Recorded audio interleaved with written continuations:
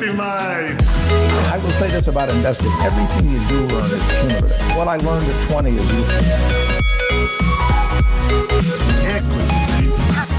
Welcome to another episode of Equity Mates, a podcast that follows our journey of investing. Whether you're an absolute beginner or approaching Warren Buffett status, our aim is to help break down your barriers from beginning to dividend. My name is Bryce, and as always, I'm joined by my equity buddy, Ren. How are you going? I'm very good, Bryce. 2 Monday episodes to go before our summer series. Next week, we're going to be reviewing our bold predictions and maybe our stock of the year if we've got time. Probably won't have time. Definitely will. But today, we're going to wrap up the year and talk about, I guess, some of the things that we're seeing as we enter the end of the year. But I also want to start with a bold prediction. Bold prediction, we've got Woolies v Wesfarmers. We've got Speccy McGee, who's actually in the studio with us right now. Welcome, Specky. G'day, guys. Great to be here. You don't have to sit that close. No, it's keep it in. Stay where you are. He's obviously never used a microphone before. Yeah. And that's the last we'll hear from Specky in this episode. So Specky's joining us to close out the year from a rocket emoji indicator point of view. And then, of course, we can't have a conversation without touching on the crazy things that are going on in the metaverse and Web3 and decentralized bits and pieces. We'll get there. Before we do, we have announced on social media the finalists for our Equity Mates Awards based on the people that you nominated and the platforms and the ETFs that you've nominated. We've got 5 finalists for each category. Head to our socials to cast your vote. You've got until this Thursday, so hopefully you're not listening to it after Thursday, and then we'll announce the winners. Bryce apparently has organised an awards ceremony. Watch this space. We'll see how that looks.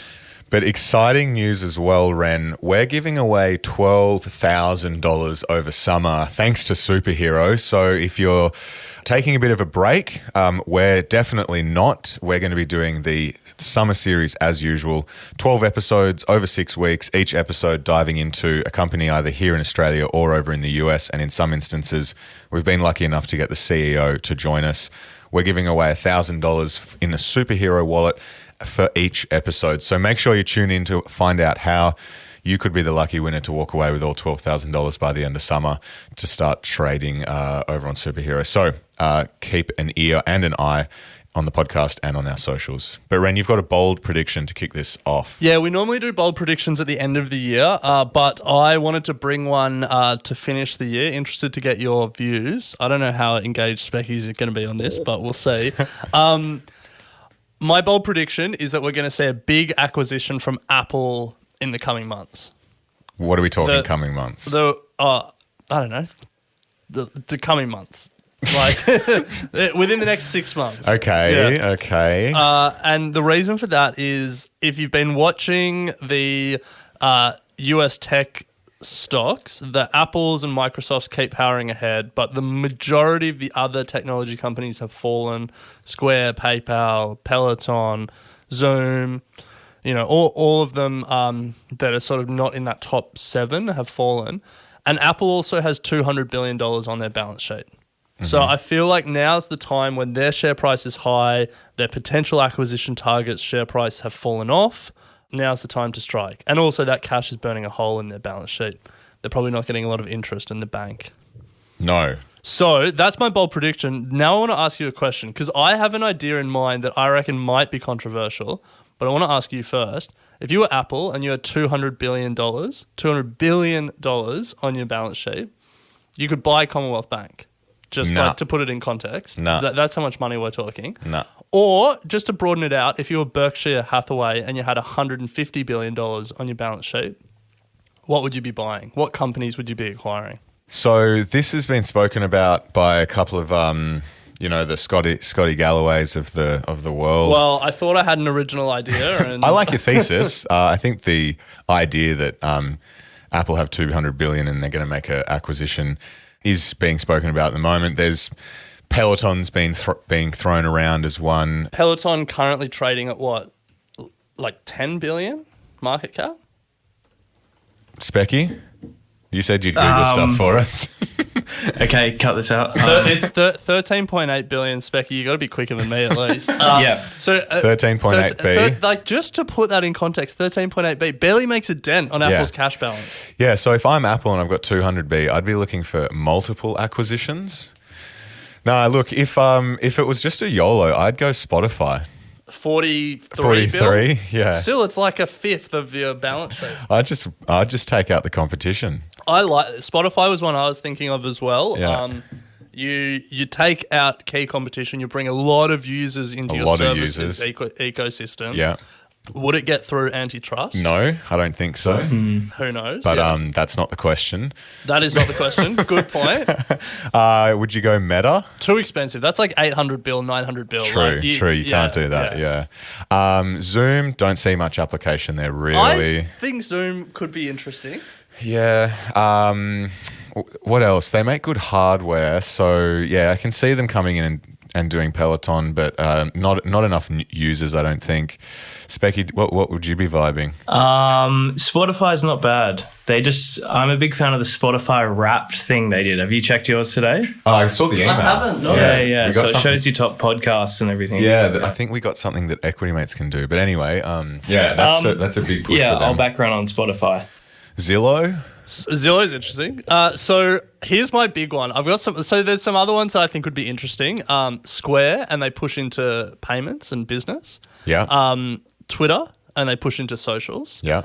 Pinterest, they push into like the combination of socials and commerce. But here's one I reckon. Netflix.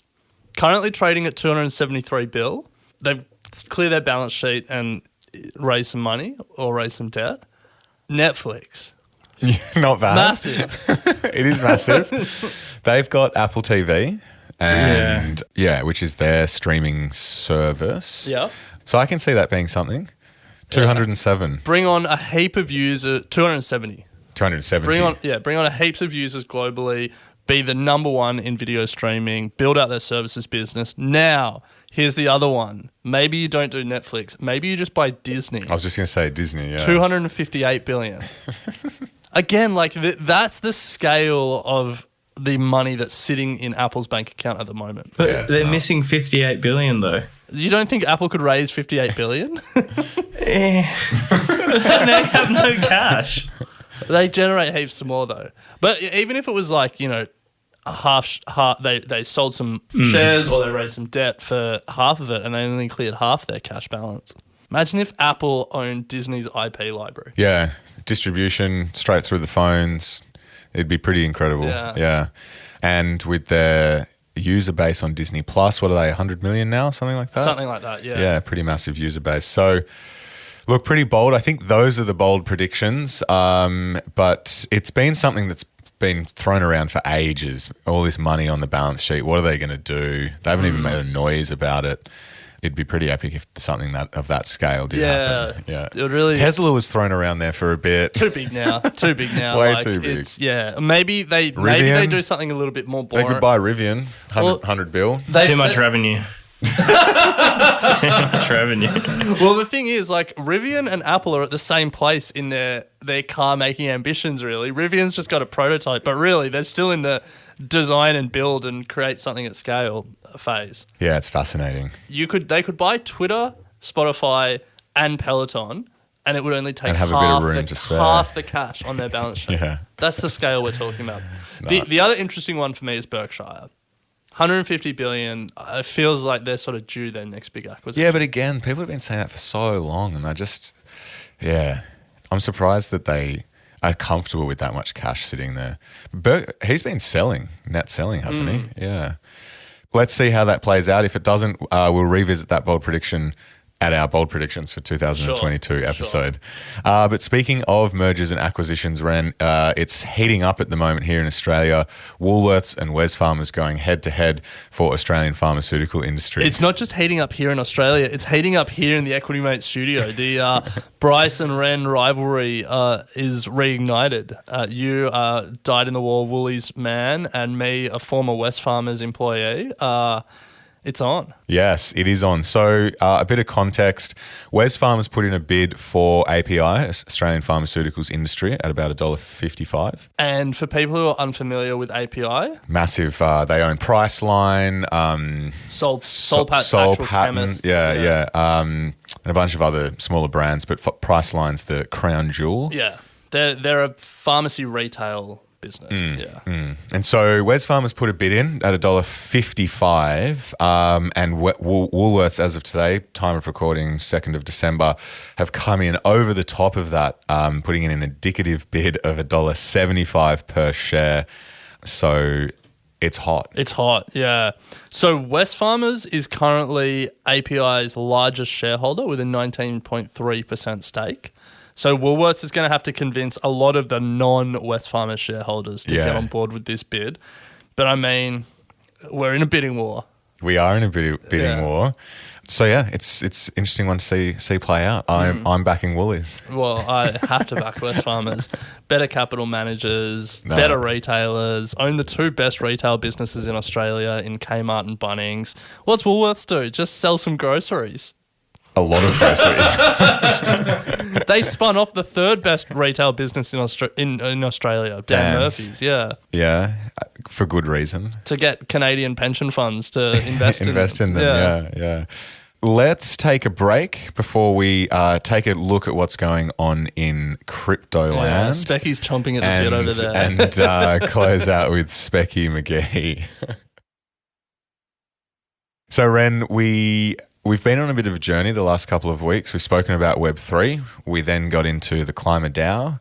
And now there's so much going on in the space of crypto, NFT, property and land purchases. Yeah, well, Central land. This came across our desk, using Specky's terminology. we saw this and it just sort of blew our mind, and it just added to the list of things we're going to try and understand over summer. So it started with NFTs, then it went to Web3, then it went to DAOs. Now there is property rights, I guess, and like land that you can buy in the metaverse. Decentraland is just one of the places you can buy land. I think there's another one called like Sandbox or Sandlot or something. Sandbox? Yeah. Yeah. It's a game. Yeah, but this plot of land in Decentraland, 500 square meters, sold for $2.43 million. It's crazy. Is there a sense of how much land there actually is in Decentraland? This is a great question. Yeah. Like, why is it such a small parcel? Isn't it infinite? Can't be infinite. Yeah. I don't see why not. Yeah. So off the back of that, Ren, the Sandbox game, which is, we've spoken about Roblox, but Sandbox is sort of similar vibe. You go in, play, build, own, and then you can monetize all of that virtual experience. It's massive. There was a super yacht in there the other day that it was meant to have one of the premium berths within the game. It sold for $1 million as well. Also on the property vibe, if you have been wanting to own an apartment in the Burj Khalifa, you can now do so by buying a 3D rendered NFT of one of the apartments in the Burj Khalifa, and when it's fully built in its metaverse in Web3, you'll be able to take the boys over to your apartment in the Burj Khalifa, fully replicated. But you get no rights to the actual one. Okay. No rights. You just get a fully rendered replica of the building and one of the apartments in there. So yeah, if you want to take a spray and pray approach at the moment, I think it was 0.2 ETH. Okay. I also heard of there was some company building an office tower in Decentraland or Sandbox or one of these metaverse platforms, and then people could like rent the office space. And for me, that just seemed like my worst nightmare.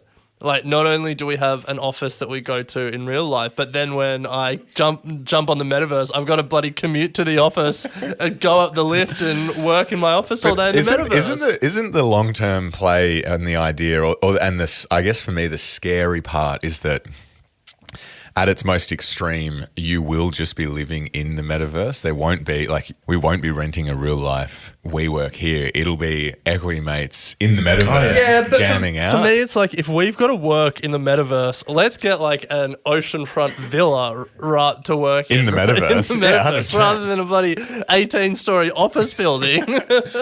Yeah, and then you just come back to reality. And that's the scary part, I think, is that everyone's going to be saying that what you can build and do and engage in the metaverse is going to be so much better than real life. So to come back to this house purchase, this real estate purchase in the metaverse, you probably can't call it real estate. Meta estate. Why not? Because like real estate is based on it being like a real asset. Sure. Anyway, this property purchase in the metaverse, they've used, because the question that I had is, how do you value it? Like, how do you say its fair value is 2.4 million? It's going to be used to host fashion shows and then like e-commerce stuff in partnership with several as yet unnamed brands. But the guy who bought it, or someone from Decentraland, was speaking how fashion is the next massive growth area for the metaverse. And so I think what we should expect to hear more of is like metaverse fashion shows. But then my question is, does that mean they're showing clothing and fashion that is applicable in the real world? Just they're showing it in the metaverse? Or are we going to see like an emergence of metaverse fashion? Because isn't that one of the big things at the moment, that has been around for a while, is all these games, you're actually just purchasing add-ons to make your avatar look better, and it doesn't actually...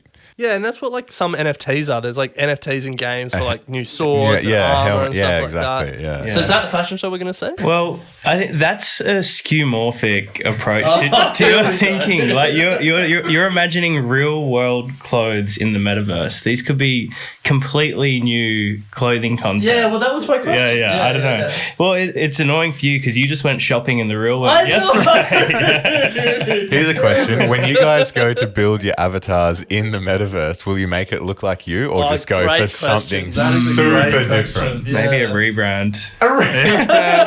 Or just like a different, like not even a person. Yeah, that's not bad. Like just something completely different. Yeah.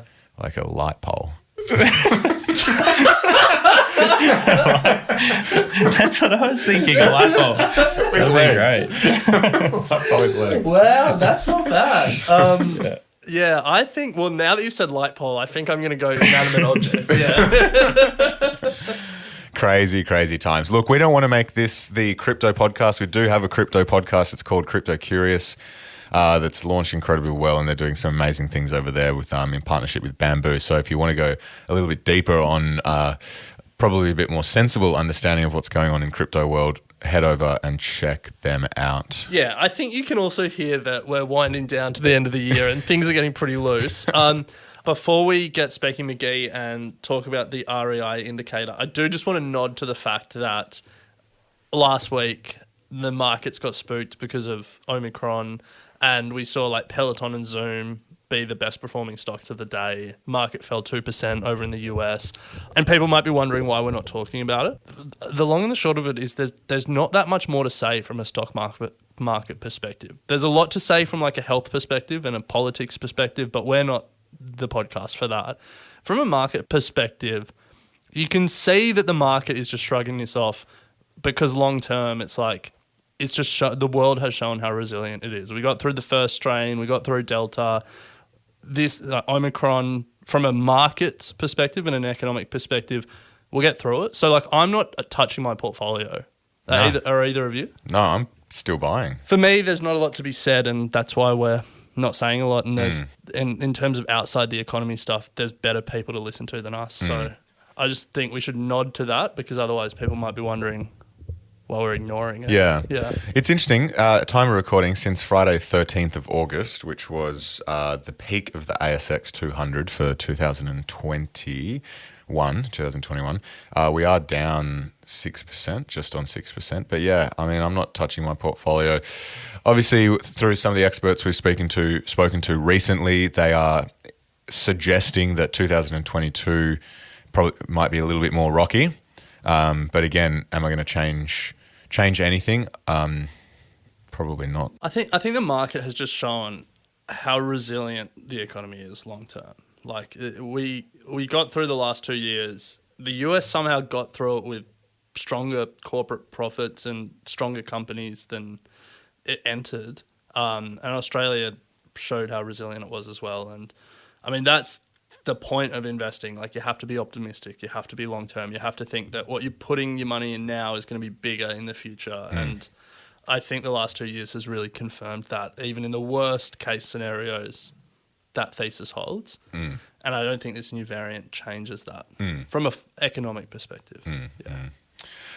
Well, we are going to be back next week to really close out all of our bold predictions that we've made and our stocks of the year, Tencent and Roblox, and then closing out with Andrew Brown on Thursday next week to get his view on what happened during 2021 and what might come of 2022. We've just come off that interview and it's another absolute ripper. So plenty of, as always, plenty of insights from Andrew. We do have Andrew Pridham this Thursday, the Swans chairman. Yeah, this is an exciting one for me. Yeah, Swannies chairman, Sydney Swans, massive fan over here in Alec. Spoke to him about some of the major lessons that he's learnt in the new book that he's just launched after years in investment banking and private markets. So, and we get a bit of footy chat in there. And we get a bit of footy chat as well. So look, yeah, winding down for the year. Hope you guys enjoyed the HM1 conference that was just on last Friday. I do believe that it is available on demand for those ticket holders, so you can catch it over the next week or so. But we can't close out the episode without checking in on Speccy McGee and how the rocket emoji indicator has gone over the last 12 months. From memory, Ren, I don't know what you can remember. We've had pitch from Speccy, but we've had banana. Banano. We had the Fiverr guy pitch a thesis for a stock stock and a crypto. One of them was a bio stock. Was that right? Hold Exactly on. right. Let's drop the Speccy McGee intro music. We're not calling him this time. We've dragged him into the studio. But Still give me a jingle. yeah, well, All right. Well, let's get the jingle and then come back in. 200,000 shares Blue Star at 19.5. Can you position it in one of your equity funds? Listen, Blue Horseshoe loves Blue Star Airlines. Got it? You've reached the Speccy hotline. Yes! here he is in the studio. Specky, how's it going? Good, boys. Great to be here. Coming to the end of a fabulous year for the pod. So it is bittersweet, but you fall under the government mandated break of 3 months. So what are you guys going to do in the break? Just quickly. No recording for us over the next few weeks. We're looking forward to just resetting. It's been a massive year for Equity Mates. We've had the raise. We've got some new people on board. We're now at 8 shows in the network. So it's been 7 shows in the network, a few more to come. So it's been an exciting year for us. So looking forward to just taking a bit of a break. Cool. Yeah. I'm just going to keep working. Unlike Bryce, I'm just a machine. Take some time off. Get out of Sydney. Yeah. Omicron, depending, I guess. Yep. What about you, Specky? Well, the crypto market never sleeps, so I'll be able to keep trading across the Christmas break. Nice. So that's pretty much what I'll be doing, monitoring the tips coming across my desk. But I think that's a good way to start this segment. Can you guys remember what the tips were throughout the year from Speccy McGee? The first one where Specky really came in hot, it was a Specky stock, and that's where he introduced the REI, the rocket emoji indicator. Yeah. And I can't remember its name. No, me either. I can't even remember what it did. I only remember the Specky that was that bio tech one that the Fiverr guy did. I only remember Banano because he had the great song. The other song. No, the OG tip was eye candy. I can do. That's right. I remember speaking with you about that. How's it looking? Bombed, hasn't it? I think I tipped it off at 12 cents, and since then it really tanked. And we actually sold it from the Speccy McGee portfolio. Yeah. But as of today, it's at 18 cents. So it's just had this massive resurgence. Yeah. Damn it. So eye candy's up 50%. You mentioned Banano. Banano's up 80%. So that's looking pretty good. We're on a roll here. IT, actually, I'll go Seller next. Seller was one of the Fiverr tips. Yeah. Seller Network. That's crypto. Something about the layer 2 scaling coming in, which sounds promising. So that was tipped off at 2.4 cents, and now it's 11 cents. Whoa. So that's really good. But then the ITRM, the UTI drug it has tanked. It's at about 25% of what it was. So overall, the Specky portfolio is doing pretty well. Pretty good overall. Yeah. No, it's been a good year. What's been the key takeaways from that then? Go crypto. Yeah, I mean, to be honest, ITRM was probably the most conservative, the largest cap tip of the lot, and it's a dog with fleas. So, overall we're up. So as we close out the year, have you got anything to leave us with? Any stock tips? Any words of wisdom? Any insights from the year that was? Well, something that was interesting that came across my desk was Squid Game coin. Oh, yeah, I saw Did you guys see that? Yeah. Was it a rug pull? It was a rug pull. Yeah. Exactly right, yeah. It shot up, all the hype around the Netflix series. People were making massive gains, and then huge rug pull. The devs just took all the coins, and then there you go. So, has anyone ever been busted for a rug pull? Well, you can't, because it's all anonymous. You can't track who's... It's that anonymous that you never know. Yeah. So there's this article. I might include it in Thought Starters. I'll include it the week after, so people listening here have time to sign up. There's this group of vigilantes, crypto vigilantes, across rural America that policed rug pulls. Okay. How? There was this profile on them. Well, you have to read the article. Okay. Yeah. It might be my first article I read of Thought Starters this year. Have you guys seen the Omicron coin? No. So they made an Omicron coin, and I'm pretty sure it's up. Classic. Yeah. Can you fact check that, Specky? Yeah, I think I remember seeing that too. Yeah, so with the Squid Game one, it went up 40,000%, but holders just couldn't sell. No liquidity. Yeah, I think that's right. So no liquidity, couldn't sell. Didn't end well. With Squid Game, have you guys seen that Mr. Beast did a Squid Game? Yes. Yeah, and it's got 125 million views in on a couple of YouTube. days, a couple of weeks or something. Yeah. He's the YouTube goat. Yeah.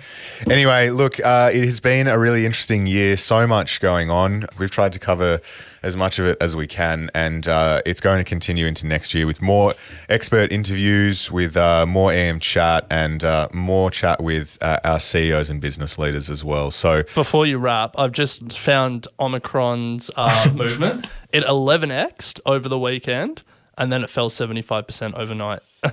That's crypto, baby. Seems to be crypto. a familiar story. Yeah. Rug pull alert. Yeah. Maybe we need a rug pull alert indicator.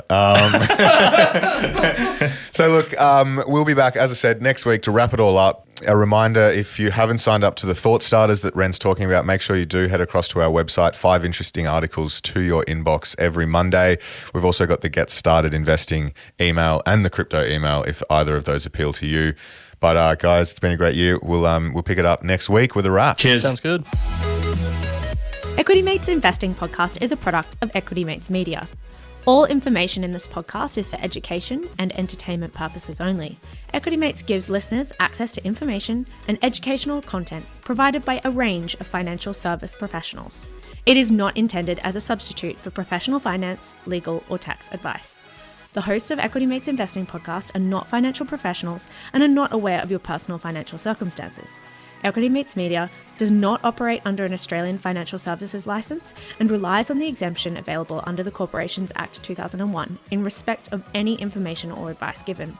Before making any financial decisions, you should read the product disclosure statement and, if necessary, consult a licensed financial professional. Do not take financial advice from a podcast or video. For more information, head to the disclaimer page on the Equity Mates website, where you can find ASIC resources and find a registered financial professional near you. In the spirit of reconciliation, Equity Mates Media and the hosts of Equity Mates Investing Podcast acknowledge the traditional custodians of country throughout Australia and their connections to land, sea and community. We pay our respects to their elders, past and present, and extend that respect to all Aboriginal and Torres Strait Islander people today.